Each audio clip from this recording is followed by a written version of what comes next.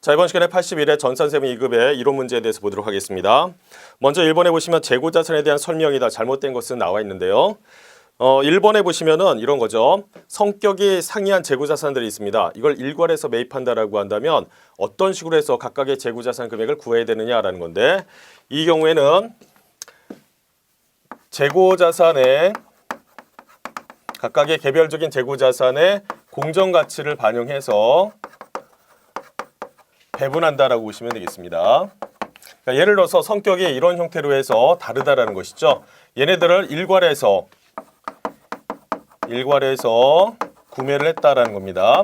그럴 때 이걸 100이라고 한다라고 하면 얘 얼마, 얘 얼마, 얘 얼마 이렇게 나눠줘야 되는데, 그에 따른 기준은 공정가치라는 것이죠. 공정가치. 만약에 요거에 대한 이제 그 공정가치가 이게 이제 70이고 이게 60이고 50이었다라고 한다면 100으로 들어왔으니까 요거에 각각의 다 합을 갖다 해보시면 180이잖아요. 180에서 70 차지하는 비중만큼을 갖다가 여기다가 배분해서 반영하면 된다는 겁니다. 따라서 개별 재고자산의 매입원가를 결정하는 내용에 대해서는 맞는 내용이 되겠고요. 이번에 보시면 이런 얘기죠. 재고자산 취득원가 관련했을 때 어떤 식으로 계산하느냐라는 건데, 기본적으로 이제 여기 나와 있는 장부금액으로 한다라고 돼 있어요. 근데 만약에 취득원가가 시가보다 낮아졌다라고 한다면 그 낮은 금액으로 해서 그 장부금액을 반영한다라고 돼 있습니다. 그러니까 시가가 취득원가보다 낮았다라는 것은 이번의 설명은요, 저가법 관련된 내용이죠. 저가법. 둘 중에 작은 거라고 생각하시면 되겠습니다. 첫 번째는 취득원가고요. 그리고 두 번째는 시가.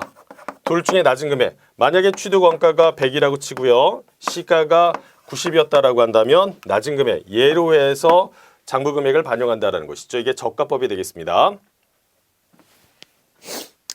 그 다음에 세 번째 보시면 재고자산 정상적인 영업과정에서 판매를 위해서 보유하거나 라고 해서 쭉 설명이 되고 있는데, 우리가 재고자산이라고 한다면 여러 가지가 등장을 하고 있는 것이죠. 가장 대표적인 것은 이제 상품 같은 거, 아니면 제품이라든지 제공품, 원재료, 이런 것들이 이제 재고자산으로 분류가 될 텐데요. 먼저 교재에서 설명되고 있는 거 보시면 영업 과정에서 판매를 위해서 보유한다라고 돼 있으니까 회사가 상품, 물건을 띄워와서 판매를 할 수가 있고요. 아니면 제품, 물건을 만들어서 이걸 판매를 할 수도 있습니다. 이런 것들이 여기에 들어가는 거고, 생산 과정에 있는 자산이라고 했었으니까 제공품 생각하시면 되겠습니다. 그 밖에 뒤에 나와 있는 부분은 제공 과정에서 투입될 원재료라고 했으니까 원재료. 그 밖에 소모품 형태로 존재한다라고 했으니까 회사에 따라서 뭐 소모품 이렇게 반영이 될 수도 있다는 것이죠. 뭐 저장품이라고 하는 경우도 있고요. 그래서 여기 나와 있는 이렇게 재고자산에 분리해 보시면은 상품, 제품, 제공품, 원재료, 저장품 혹은 이제 경우에 따라서 반제품이라는 개념도 등장을 했었죠. 모두 다 재고자산에 들어간다라고 생각하시면 됩니다. 그 다음에 네 번째 보시면 적성품이라고 돼 있죠. 이거는 뭐냐라고 하면 적성 매출, 다른 말로 위탁 매출이라고 하는데요. 이렇게 돼 있는 상황에서 여기 A가 있고 B가 있습니다. A가 B한테 물건을 팔아달라고 하고 B가 고객에게 해당 물건을 갖다가 판다라는 것이죠. 이런 흐름을 갖고 있습니다. 이렇게 해서 보내는 이 물건을 뭐라고 하냐라고 하면 적성품이라고 하죠. 적성품. 다른 말로 위탁품 이렇게 얘기하기도 해요. 그러면 이거에 대한 재고자산은 누가 보유하는 상태냐라는 거죠. 만약 이쪽으로 물건이 갔다라고 했을 때 판매 전이다라고 한다면 그거에 대한 재고자산은 A한테 가 있는 것이죠. 위치는 여기에 있지만 재고자산을 반영할 때는 A 쪽으로 해서 이제 반영이 돼야 된다는 겁니다.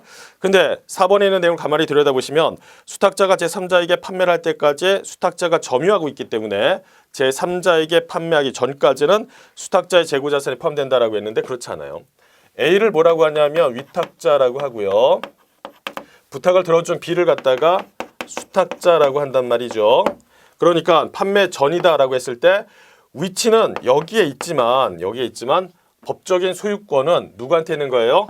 위탁자 A한테 있다라는 것입니다. 따라서 4번이 옳지 않다라는 거 봐주시고요. 자, 이어서 두 번째 문제 보시면은 다음 재고자 사채 발행을 했습니다. 이자는 매년 말 지급한다고 가정하고요. 사채와 관련된 다음 설명 중에서 잘못된 것은 이렇게 돼 있어요. 가만히 내용을 보시면 액면 이자와 시장 이자율이 비교되어 있는데요.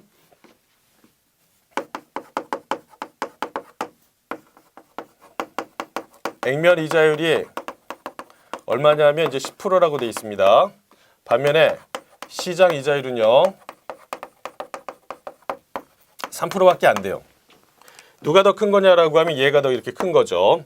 이런 식으로 액면 이자가 더 높다라고 한다면 이 사채는 어떤 식으로 발행이 됐느냐라고 하면 이거는 할증 발행되었다라는 거죠. 할증 발행. 자, 그와 관련했을 때 내용을 보시면요. 동그라미 1번에 보시면은 결산일 현재 사채의 장부 가액은 사채 액면가액보다 크다라고 돼 있어요. 처음에 발행할 그 당시 연도라고 생각하시면 됩니다. 자, 그러면 우리가 그림을 그려봤을 때 이게 액면이고요. 지금 같은 경우는 이제 할증을 했단 말이죠.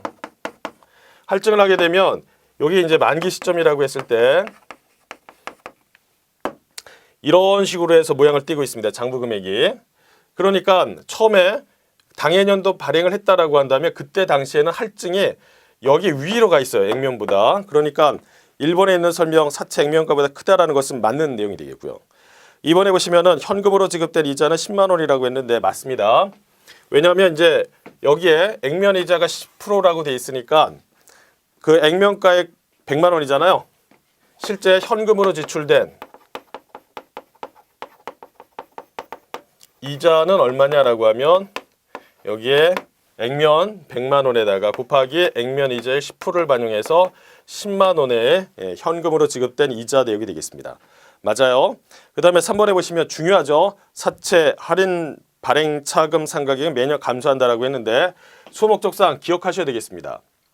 자, 어떤 내용이냐면 항상 할인 발행하거나 할증 발행하더라도 여기에서 각각의 사채 할증 할인 발행 차금에 대한 상각 금액은 어떻게 되냐면 동일하게 매년 증가가 된다라는 거예요.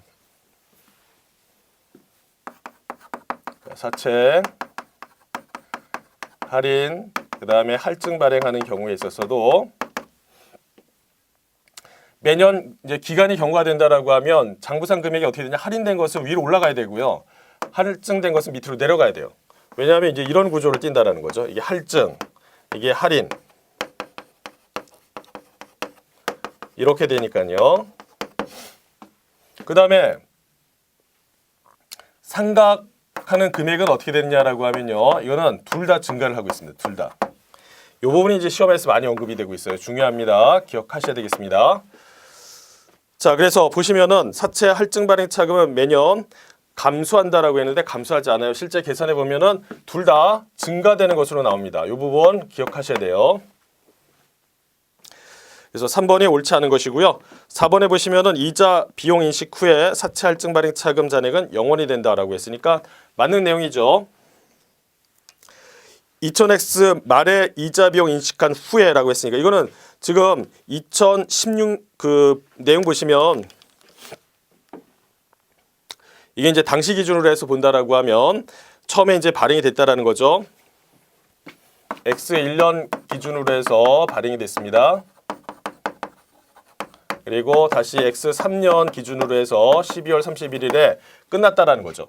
그러면 이와 관련했을 때 사채 할증 발행 차금에 대한 잔액은 어떻게 돼요?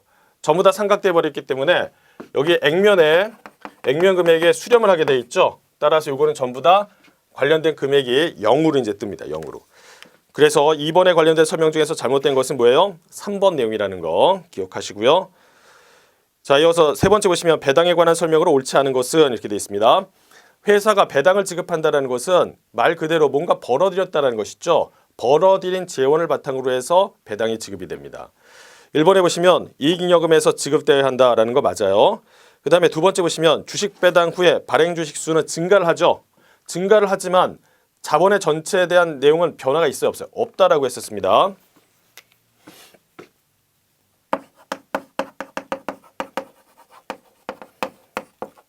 주식 수는 증가를 하죠. 그러나 전체 자본에는 변화가 없다. 불변입니다. 현금 배당 후에도 자본의 크기는 변동이 없다라고 했는데 그렇지 않죠. 현금 배당을 하게 되면 회사가 현금이라는 자산이 나가기 때문에 여기는 감소가 일어납니다.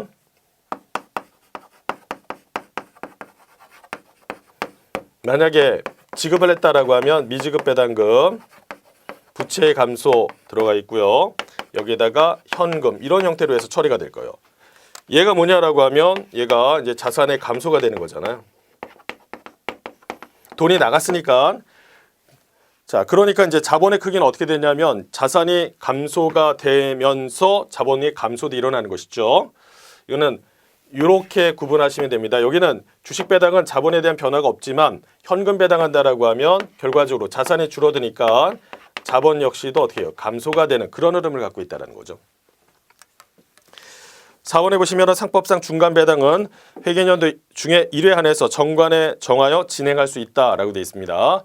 우리가 일반적으로 배당을 한다라고 한다면 최종적으로 그 재무제표에 대한 승인 이런 것들 다 진행된 후에 배당을 얼마로 지급하기로 한다라고 해서 그것까지 확정이 된다라고 한다면 배당을 지급하는데 지금 여기서 나와 있는 내용은 뭐냐면 그런 형태를 유지하는 것이 아니라 보통 여기 이제 정관에 정하여 진행한다라고 돼 있는데 이사회 결의를 통해 가지고 중간에 배당을 할 수도 있습니다. 그걸 이제 중간 배당이라고 하죠.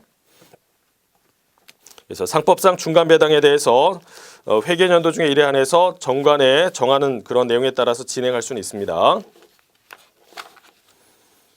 여기 이제 설명 중에서 옳지 않은 것을 고른다라고 하면 자본의 크기가 변동이 없다. 현금 배당. 이 부분이 이제 틀렸다라는 것이고요. 네 번째 보시면은 다음은 단기 매매 목적으로 매매한 주식회사 학동의 주식 거래 내용이 나와 있습니다. 손익계산서에 표시된 단기 매매 증권에 대한 평가 손익은 얼마냐라고 돼 있어요.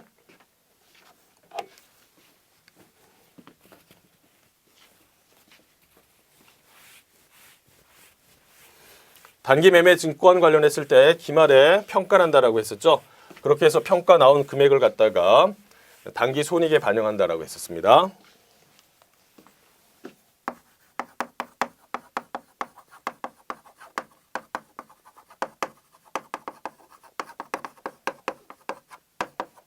단기 손익의 반영. 먼저 보시면은 거기에 매입한 주식 수가 1000주가 있고 1000주가 있는데 매도가 500주가 있어요. 그러니까 1000주를 갖다가 매입하고 500주를 갖다가 매도한 후에 다시 1000주를 들여왔으니까요. 지금 현재 남아있는 것은 몇 주예요? 1500주가 된다라는 거죠. 1500주. 그 다음에 기말에 공정가치가 주당 10,000원이었습니다. 기말의 공정가치 얘가 이제 10,000원이었다라는 거죠. 자, 그러면 거기 이제 거래한 금액을 보시면요. 처음에 1000주를 들여왔을 때 10,000원이었고요. 그 다음에 1000주를 들여왔을 때는 7,000원이었었어요. 그러니까 여기서 계산한다라고 하면 1000주에다가 곱하기 10,000원 그리고 또 1000주에다가 곱하기 7,000원 이렇게 해야 되는데 지금 보시면은 여기 중간에 500주를 매도를 했어요. 그러니까 이거 500주가 아니라 매도한 500주 차감해서 얘를 갖다 500주 이렇게 계산해야 되겠죠. 1000주가 아니라 500주 차감한 나머지 그 주식 500주를 갖다가 곱해가지고 계산하시면 되겠습니다. 자, 이렇게 차이를 갖다 두어가지고 계산해 보시면은 300만 원의 평가 이익이 발생이 된다라는 거죠.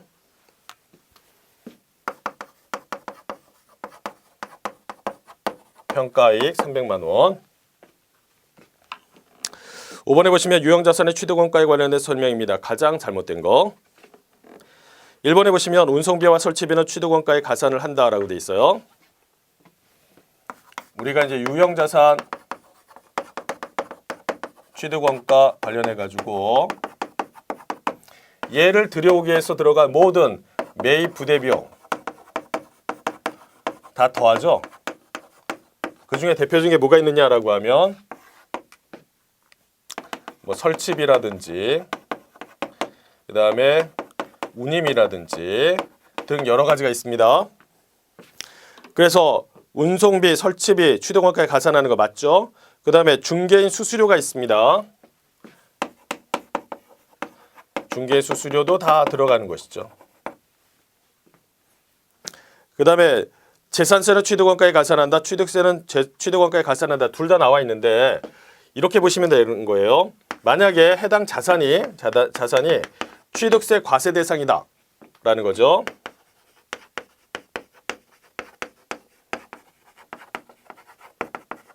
그렇다면 해당 자산을 취득하기 위해서는 반드시 해당 세금을 내야 되는 거죠. 이거는 매입할 때 부대비용 성격으로 해서 해당 자산에 포함을 시켜버립니다. 그래서 이게 취득 단계에서는 이래요. 그런데 보유 단계에서 내는 세금도 있단 말이죠. 이렇게 매년 보유하면서 무슨 세금을 내냐면 재산세를 내는 경우도 있습니다. 자, 얘는요. 보유세예요. 보유세. 그래서 보유하는 기간 중에 계속적으로 부담을 해야 되는 세금이기 때문에 얘는 자산에다가 반영시키지 않고요. 단기 비용 처리합니다. 어떤 식으로 하냐면 세금과 공과로 해서 처리가 된다는 거죠. 따라서 설명된 내용 중에서 3번 재산세는 취득원가에 가산한다. 이거는 아닙니다. 잘못된 거예요. 보유 단계에 납부하는 것이기 때문에 단기 비용으로서 처리가 되고 있습니다. 6번에 보시면 원가 행태에 따른 분류로 볼 수 없는 거. 원가 행태라는 것은 원가의 모양, 모습 이렇게 생각하시면 되겠죠. 그래서 고정비라든지 변동비라든지 준고정원가 이렇게 나와 있습니다.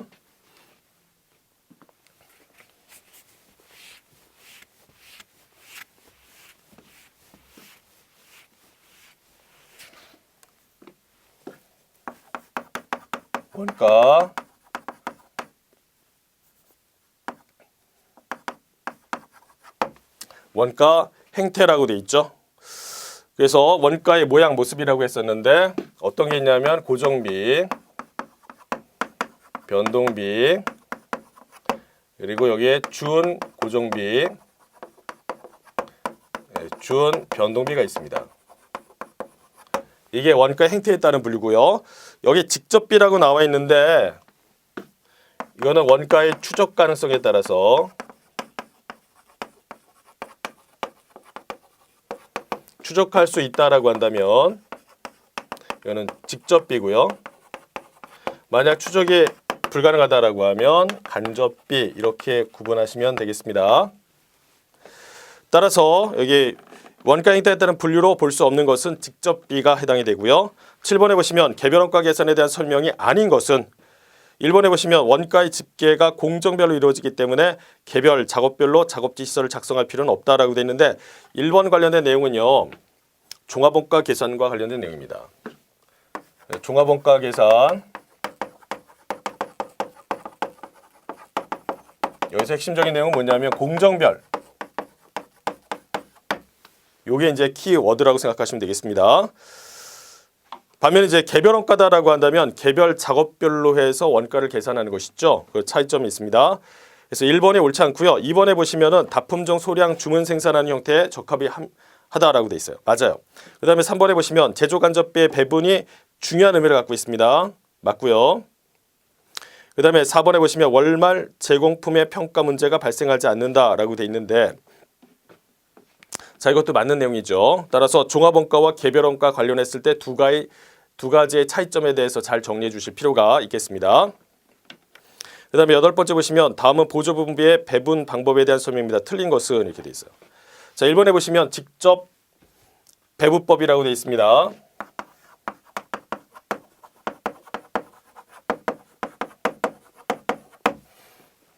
자, 이거는 보조 부분 간의 용역수수 관계를 전혀 고려하지 않습니다.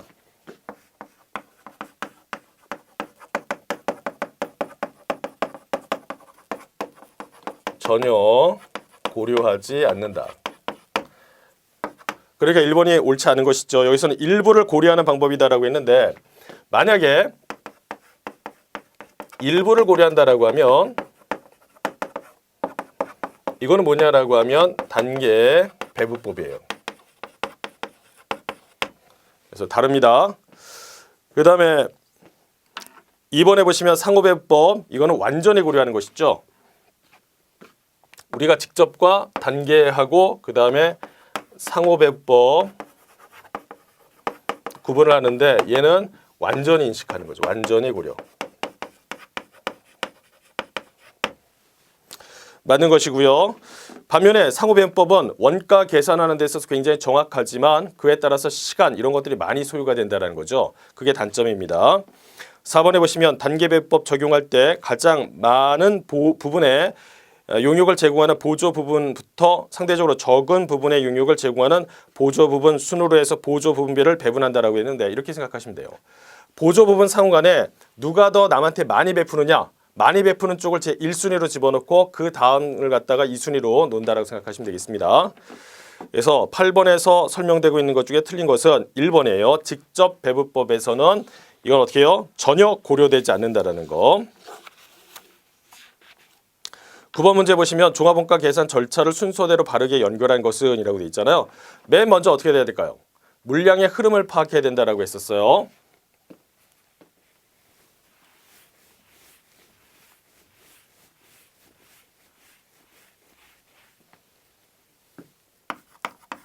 자, 종합원가 계산 보시면요. 물량의 흐름 파악.